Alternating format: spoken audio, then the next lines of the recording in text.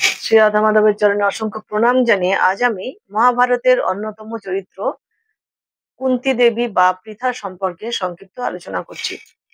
মহারাজ শূরসেনের কন্যা এবং শ্রীকৃষ্ণের পিতা বসুদেবের ভগ্নী ছিলেন পৃথা। পরবর্তীকালে মহারাজ কুন্তিভোজ তাকে তার পালিতা কন্যা রূপে গ্রহণ করেছিলেন এবং তার ফলে তার নাম হয় কুন্তী। তিনি পরমেশ্বর ভগবানের সাফল্য শক্তির প্রকাশ। স্বর্গের দেবতারা মহারাজ কুন্তী ভোজের প্রাসাদে আসতেন এবং কুন্তী তাদের সেবা যত্ন করতেন। এক সময় মহাযোগী পুরুষ দুর্বাসা মুনির আগমন ঘটে সেখানে। কুন্তী দেবী দুর্বাসা মুনিরও সেবা করেছিলেন এবং তার সেবায় সন্তুষ্ট হয়ে দুর্বাসা মুনি তাকে একটি মন্ত্র দান করেছিলেন, যার সাহায্যে তিনি যে কোনো দেবতাকে খুশিমতো আহ্বান করতে পারতেন এবং তার কাছ থেকে উপযুক্ত বর লাভের সমর্থ হতে পারবেন। কৌতূহল বশে কুন্তী দেবী তৎক্ষণাৎ সূর্যদেবকে আহ্বান করলেন। সূর্যদেব তৎক্ষণাৎ সেখানে এসে উপস্থিত হলেন এবং কুন্তী দেবীর সঙ্গ কামনা করলেন, কিন্তু কুন্তী তাকে প্রত্যাখ্যান করলেন। তখন সূর্যদেব আশ্বাস দেন তার কুমারিত্ব অক্ষুণ্ণ থাকবে, তাই কুন্তী সেই প্রস্তাবে সম্মত হয়েছিলেন। এই মিলনের ফলে তিনি গর্ভবতী হন এবং কর্ণের জন্ম হয়। সূর্যের কৃপায় তিনি পুনরায় কুমারিত্ব ফিরে পেয়েছিলেন, কিন্তু পিতামাতার ভয়ে নবজাত শিশু কর্ণকে তিনি পরিত্যাগ করেছিলেন। পরে যখন একটি বাস্তবিক তার পতি নির্বাচন পরে যখন তিনি বাস্তবিকভাবে নিজের পতি নির্বাচন করেছিলেন, অর্থাৎ পাণ্ডুকেই তিনি মনোনয়ন করেছিলেন। মহারাজ পাণ্ডুর পরে সংসার আশ্রম থেকে অবসর গ্রহণ করে সন্ন্যাস আশ্রম অবলম্বন করতে মনস্থ করেছিলেন, কারণ মহারাজ পাণ্ডু মুনি কর্তৃক অভিশপ্ত ছিলেন যে তিনি তার স্ত্রীর সাথে মিলিত হতে গেলেই তৎক্ষণাৎ মৃত্যুবরণ করবেন। তাই সন্ন্যাস আশ্রম গ্রহণ করতে পাণ্ডু মনস্থির করেছিলেন।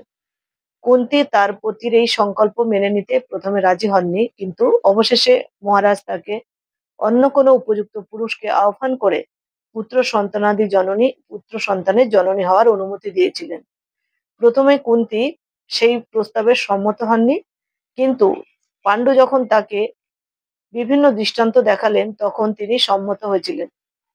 তাই দুর্বাসা মুনি প্রদত্ত মন্ত্রের সাহায্যে তিনি ধর্মরাজকে আহ্বান করলেন, অর্থাৎ দুর্বাসা মুনির কাছ থেকে কুন্তী দেবী যে মন্ত্র প্রাপ্ত হয়েছিলেন সেই মন্ত্রের সাহায্যে ধর্মরাজকে আহ্বান করলেন।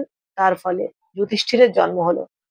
তিনি বায়ুর দেবতা পবন দেবকে আহ্বান করেন এবং তার ফলে ভীমের জন্ম হয়। তিনি স্বর্গের রাজা ইন্দ্রকে আহ্বান করেন, তার ফলে অর্জুনের জন্ম হয়। নকুল ও সহদেব নামে অন্য দুটি পুত্র পাণ্ডুর নিজের ঔরসে মাদ্রির গর্ভে জন্মগ্রহণ করেছিলেন। অল্প বয়সে মহারাজ পাণ্ডুর মৃত্যু হলে কুন্তী মর্মাহত হন এবং মূর্ছিত হয়ে পড়েন। কুন্তী এবং মাদ্রি পাণ্ডুর উভয় পত্নী স্থির করেন পাণ্ডুর 5টি নাবালক পুত্রের রক্ষণাবেক্ষণের জন্য কুন্তীর জীবিত থাকা উচিত এবং মাদ্রি সতীপ্রথা অবলম্বন করে স্বেচ্ছায় পতির সাথে বরণ করবেন। সেই উপলক্ষে উপস্থিত শতশৃঙ্গ প্রমুখ মহর্ষিরা তাদের এই সিদ্ধান্ত অনুমোদন করেছিলেন। পরে দুর্যোধনের চক্রান্তে যখন পাণ্ডবরা রাজ্য থেকে নির্বাসিত হলো, তখন কুন্তী তার পুত্রদের সাথেই ছিলেন এবং তাদের সাথে সমানভাবে সকল সুখ দুঃখের সম্মুখীন হয়েছিলেন। বনবাসকালে হিড়িম্বা নামে এক রাক্ষসী ভীমকে পতিত্বে বরণ করতে চায়। ভীম তা প্রত্যাহার করেছিলেন, কিন্তু হিড়িম্বা যখন কুন্তী ও যুধিষ্ঠিরের কাছে গিয়ে প্রস্তাব রাখে, তখন তার মনোবাসনা পূর্ণ করে তাকে একটি পুত্র সন্তান দান করার জন্য ভীমকে তারা আদেশ করেছিলেন। এই মিলনের ফলে ঘটোৎকচের জন্ম হয় এবং সে অতি বীরত্ব সহকারে তার পিতার সাথে সঙ্গ করে কৌরবদের বিরুদ্ধে যুদ্ধ করেছিলেন। তার বনবাসকালে তারা এক ব্রাহ্মণ পরিবারের সাথে থাকতেন।